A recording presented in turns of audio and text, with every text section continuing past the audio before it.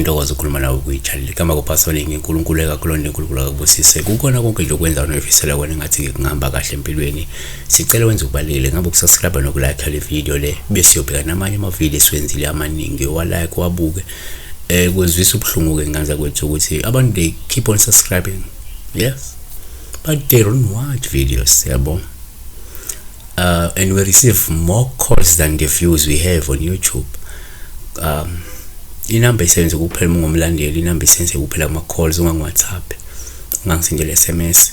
uPrince Mazibuko 7259 Prince Mazibuko 7259 ndisawubona Pastor Winning bengicela ukwazi ukuthi kuchazani uphupha ke uguqelwa abantu shuthi bayakhothama abantu, they are bowing before him noma they are bowing for him. Kuwuphawu esingalithanda nje silichaze kungaba ngokuhle kodwa kwesisikhathi yenze kube into embi kodwa ke sesithi ke number 1 uma kungenzeka uphupha abantu sikutshale njengophawu luhluma bekukhothamela lusho ukuthi lindele ukuvelela nokuhlonishwa nempilo enhle futhi ende. uGenesis 33 verse 3 yena uqobo wandlulela phambi wabo wakhothamela emhlabathini kasikhombisa waze wafika kumfowabo. Amahubo 72 verse 9 abakhe ehlane bayakukhothama phambi kwayo izitha zawo siza kukhotha uthuli. Number 2 umophupho futhi abantu kuwuphawu esingabe sithi luhlu mabe kukhothamela lungabe lusho ukuthi lindele ukuthi uzokuba umuntu oqavile ngokuhamba kwesikhathi. uGenesis 37 verse 10 wabalandisa uyise nabafowabo, uyise wamsola wathi kuye yiphupho lini leli oliphuphileyo na? Impela mina nonyoko nabafowenu siyakuza sikukhothamele emhlabathini na?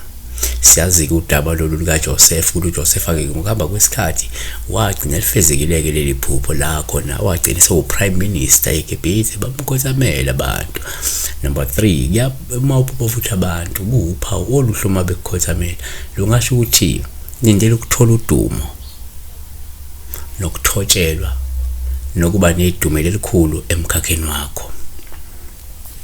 uGenesis 49 verse 8 Juda abafowenu baza kudumisa wena, isandla sakho siyakuba sezijingweni sezitha zakho, amadodana kayihlo ayakukukhothamela. Asesithi ke sesiyavala. Number 4 umophupho futhi abantu kuwuphawu luhluma bekhothamela lungaveza ukuthi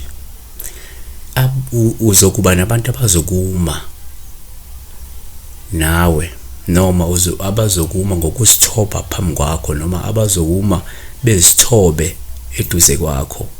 Ngenzeka abantu osondele nabo bazoba lokhu bekuhlonipha, abantu bekuthoba bekweseka. Asivale ngokuthi ke kodwa ke number 5 futhi uma uphupha abantu uphawu lubi kwesinye isikhathi uma bekukhothamela lungabe luveza ukuthi lindele ukubhuqwa, ukubukelwa phansi, ukweyiswa nokuphendula inhlekisa.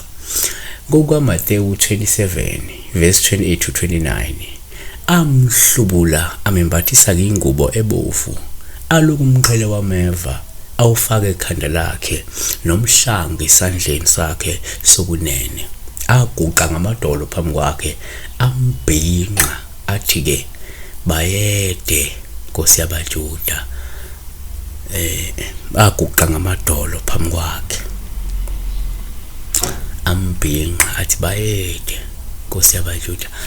So kuyenzeka uthola ukuthi kungenzeka ukuthi lokhu kuguqelwa ngamadolo lokhu kukhothamelwa ukutshengisa ukuthi mhlawumbe kungenzeka njengamanje ubhekene nabantu abakubhuqayo, ubhekene nabantu abakubukela phansi, ubhekene nabantu abakweyisayo, ubhekene nabantu abakuphendula inhlekisa, abantu abakuphendula ihlaya.